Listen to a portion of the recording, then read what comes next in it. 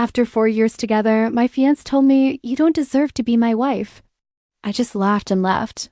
But the day I married someone else, he completely collapsed. Asterisk hello, everyone.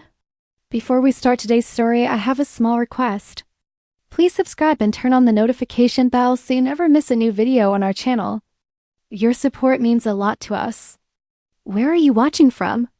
Leave your city or country in the comments below. Thank you very much. Now, let's get back to the story. It was a quiet Thursday night, one of those evenings that feel heavy for no reason. The restaurant was dimly lit, the kind of place Adrian loved, elegant and silent enough to hear every clink of a glass. I thought it was just another dinner after a long week.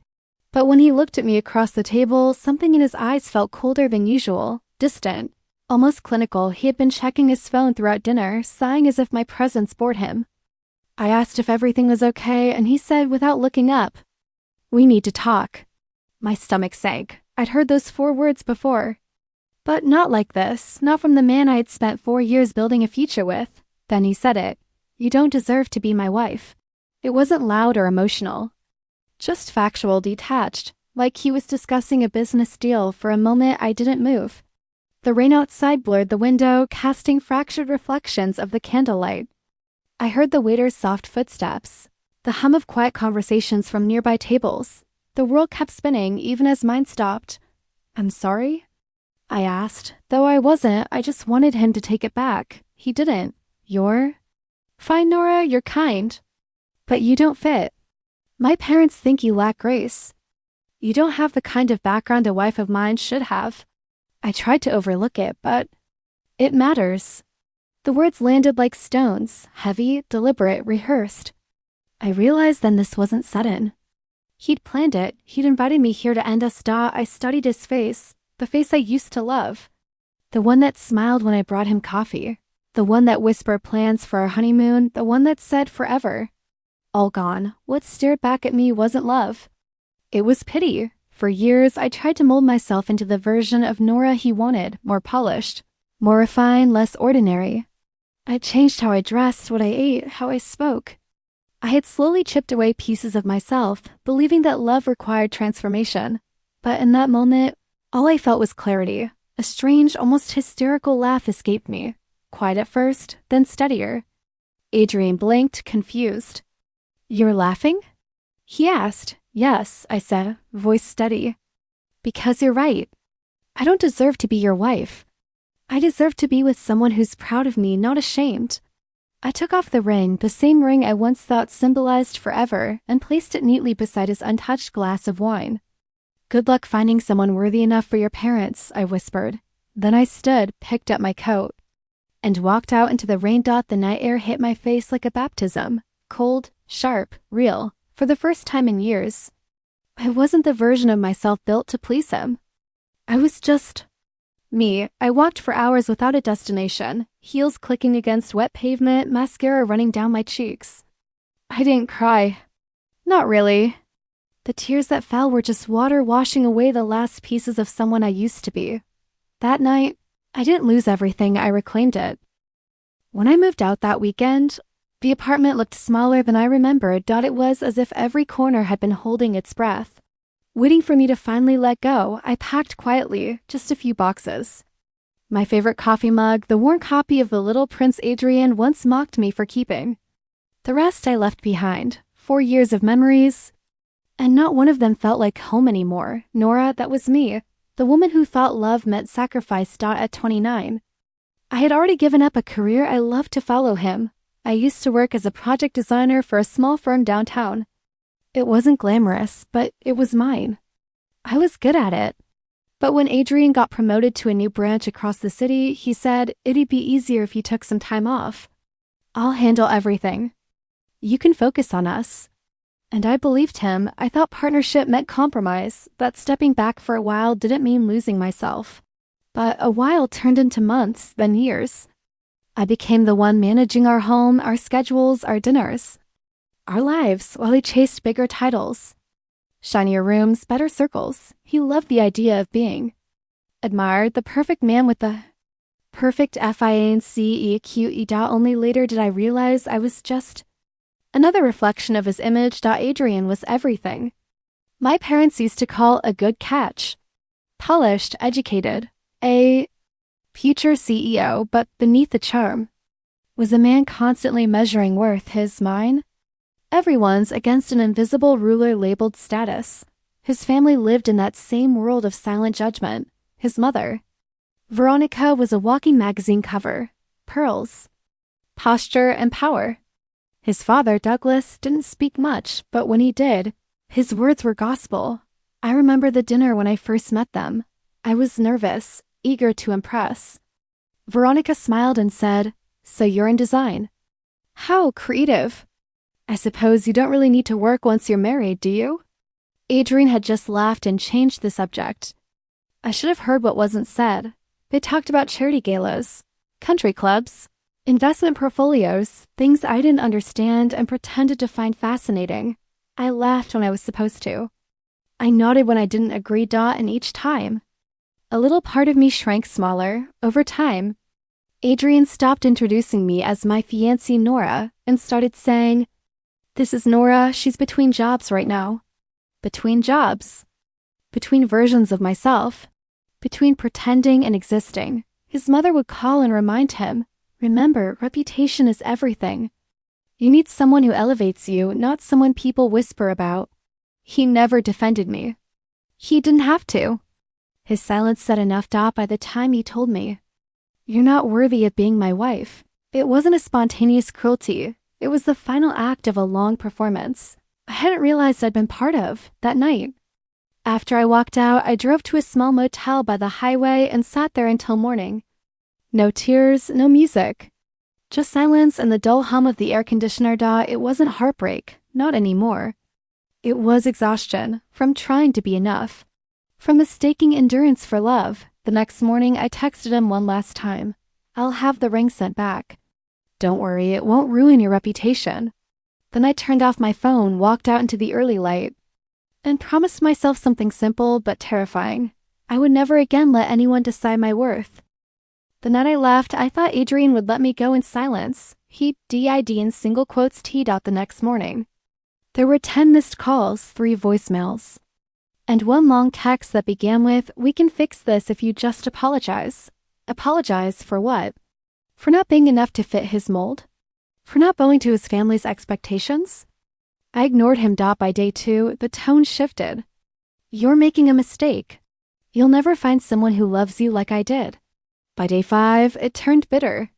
"I can't believe I almost married someone like you." It was strange. How quickly love could turn into contempt once ego got bruised. I spent the first 2 weeks sleeping on a pull-out couch at my friend Claire's apartment.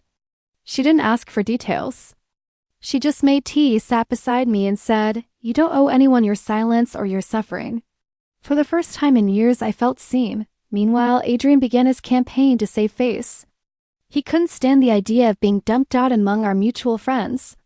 He told a different version that I'd had a breakdown, that I wasn't ready for the pressure of marriage. He even posted a smug quote on Instagram. "Some people aren't built for success, and that's okay." I didn't respond. I didn't block him either. I just stopped existing in the same digital world. My therapist, Dr. Hanley, was the first person to call it what it was: emotional manipulation.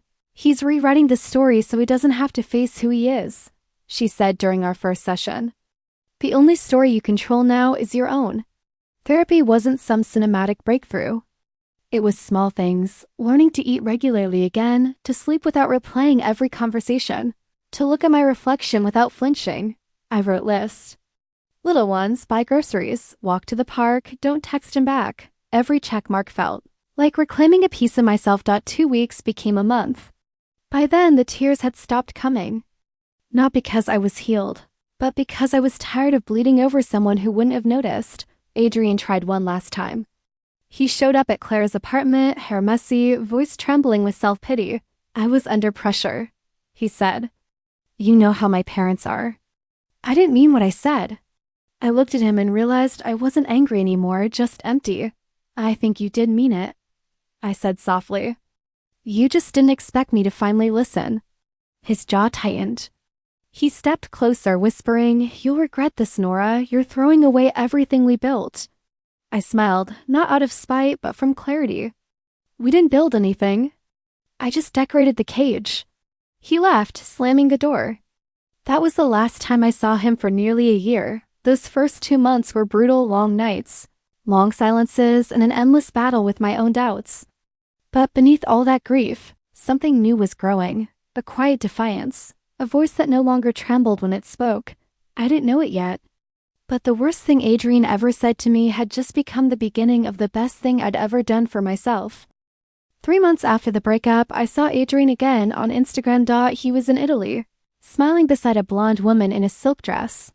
The caption read, "Finally found someone who understands my world." Her name was Chloe. She looked like she'd stepped out of a luxury ad, tall, polished, a perfect reflection of the image Adrian always wanted to project. I stared at the photo for a full minute, then closed the app. For a few days, I tried to convince myself that I didn't care. But healing, I learned, isn't linear.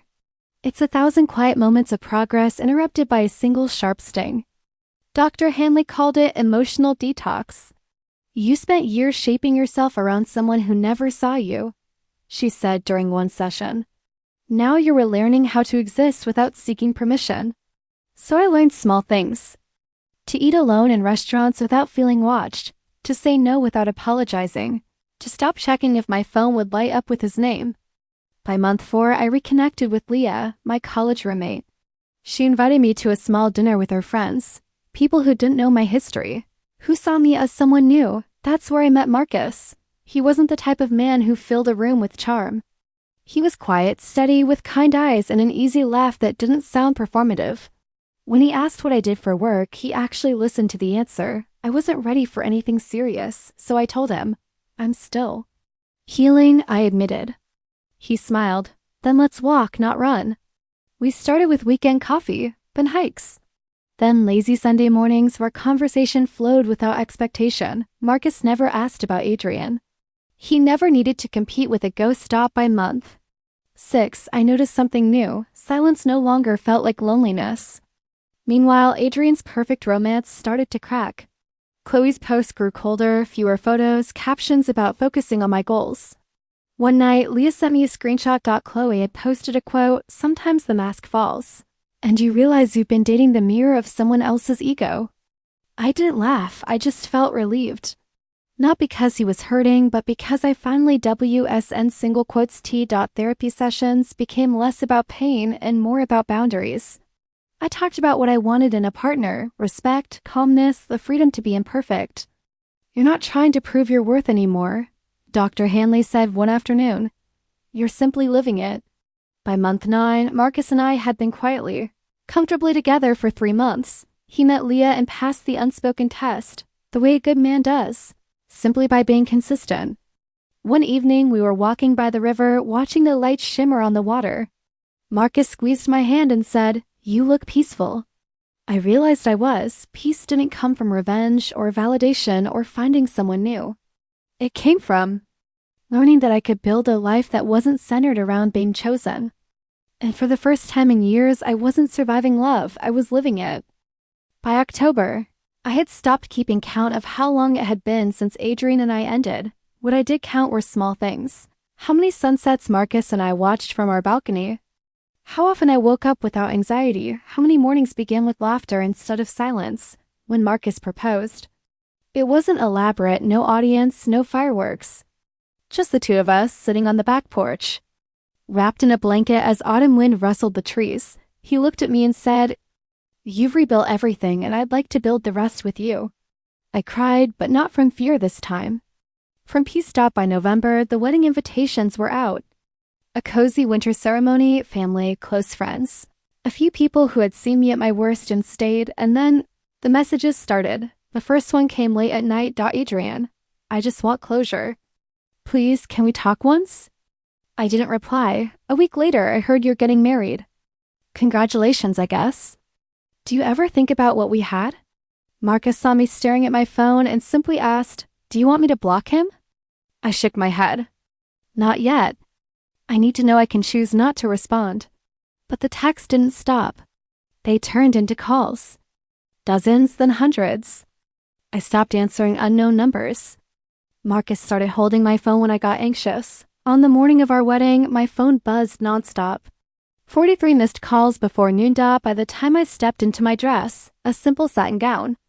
I designed myself, it was 177. 177 missed calls from the man who once said, I wasn't worthy. Leah's eyes widened. Do you want me to turn it off? Marcus was calm. He took the phone from the table, looked at the screen lighting up again, Adrian calling, then he answered. This is her husband. Marcus, he said, voice steady and polite. She's busy right now? Please don't call again. He didn't raise his voice. He didn't sound territorial. He just stated a fact, one that carried the weight of finality, and that was it. No more calls. No more messages. Adrian disappeared like a shadow that finally realized daylight wasn't his to touch. That night, as we danced under soft lights, Leah whispered, That was the most elegant revenge I've ever seen. I smiled. It wasn't revenge. It was closure on my terms. In that moment, surrounded by people who actually loved me, I understood something profound. Healing isn't about proving the past wrong. It's about proving to yourself that you deserved better all along. When Marcus and I left the venue, snowflakes began to fall. He looked at me, his arm around my shoulders, and said, So, ready for forever? I laughed softly. Yeah, and this time I know I deserve it. A year passed faster than I thought it would. Life with Marcus settled into something warm and steady. Morning coffee in the kitchen we renovated together. Weekend hikes, laughter that didn't carry the weight of comparison by the time spring turned to summer. We'd finally moved into our first house. The walls still smelled like fresh paint and the front yard was filled with fairy lights for our housewarming party. Leah brought wine, Marcus grilled on the patio. And I felt something I hadn't in years, peace that didn't need to be earned. Then around 9 p.m., I heard someone call my name, Nora. I turned and my stomach tightened. Adrian stood at the gate, swaying slightly, holding a half-empty bottle of scotch. His shirt was wrinkled, his eyes red. For a moment, I thought he might have shown up by mistake. Marcus noticed the silence spreading through the crowd and stepped closer, but I gently placed a hand on his arm. It's okay, I whispered. Let me handle it. Adrian stumbled forward, raising his voice so everyone could hear. She wouldn't even be here without me, he said, gesturing toward me with the bottle. I made her who she is. She learned everything from me. The words hung in the air, absurd and pathetic all at once. Someone in the back murmured, Is he serious? Leah crossed her arms, her jaw tightening. I set down my glass, walked toward him, and stopped just a few feet away. You think you made me? I said quietly. He smirked, half drunk, half defensive. Of course I did. I pushed you. Made you stronger. I took a deep breath, then said clearly, loud enough for everyone to hear, worthy isn't something you earn from others. It's something you realize in yourself. The garden went silent. For a long second, even the music seemed to pause. Adrian blinked, as if the words didn't compute. Then his shoulders slumped. He looked small, smaller than I'd ever seen him. Marcus moved forward, gently taking the bottle from his hand.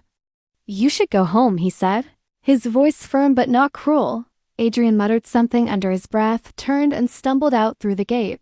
Leah appeared beside me, exhaling. You handled that like a queen. I laughed softly, shaking my head. No, just someone who's finally done defending her worth. Later that night, when everyone had gone and the house grew quiet, Leah texted me a message. By the way, heard from a friend that Chloe's married now. And she's pregnant. Adrian's been a wreck for months. I stared at the screen for a long while, then put the phone down and smiled faintly. He used to say, I never find happiness without him. But maybe it was the other way around. Maybe he never learned how to live without needing someone to validate him. Marcus came up behind me, wrapping his arms around my waist. What's on your mind? He asked. Nothing, I said softly. Just realizing how good it feels not to look back. 2 years after the night that changed everything.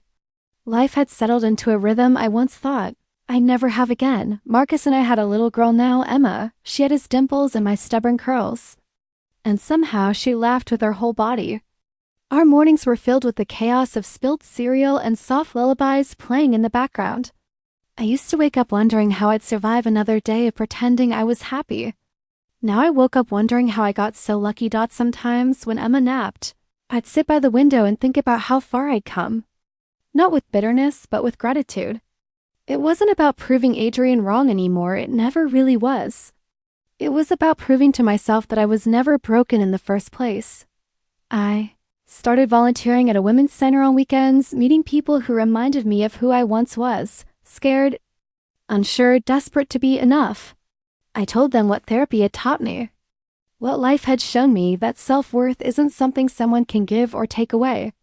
It's something you build moment by moment. When you choose yourself, one afternoon Leah dropped by with coffee and old photos. We laughed at the memories, the bad haircuts, the awkward engagements, the dresses that didn't fit. She paused at a picture of me from years ago, standing next to Adrian, smiling with that polite, anxious smile I used to wear. "Do you ever think about him?"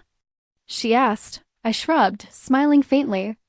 "Sometimes, but not the way I used to. I don't hate him anymore. I just don't care. And that's freedom." She nodded. "You found your peace." I looked toward the living room where Marcus was playing with Emma, both of them laughing as he tried to braid her tiny pigtails. "My peace found me," I said softly. That night, after Emma fell asleep, Marcus and I sat outside under the porch lights. The air smelled like rain and jasmine. He squeezed my hand the same way he did on our wedding day. "You know," I said, watching the light flicker in his eyes, "I used to think love was about proving your worth being chosen." He smiled. "And now?" "Now I know love is about never having to question it." He leaned in and kissed my forehead. "Then we're doing it right." I smiled, resting my head on his shoulder as the night hummed softly around us. Maybe that's the thing about healing. It doesn't come with fireworks or revenge or grand closure. It comes quietly, when you finally stop chasing validation and start living your truth. In the closing line of my story, if I were to write it down, I'd say this: worthiness isn't something you earn by changing yourself to please someone else. It's something you realize when you're with people who never make you doubt it. And as I watched my husband sleeping beside me later that night, I whispered a quiet thank you, not to him, not even to life, but to myself, because I finally understood that peace isn't given. It's claimed.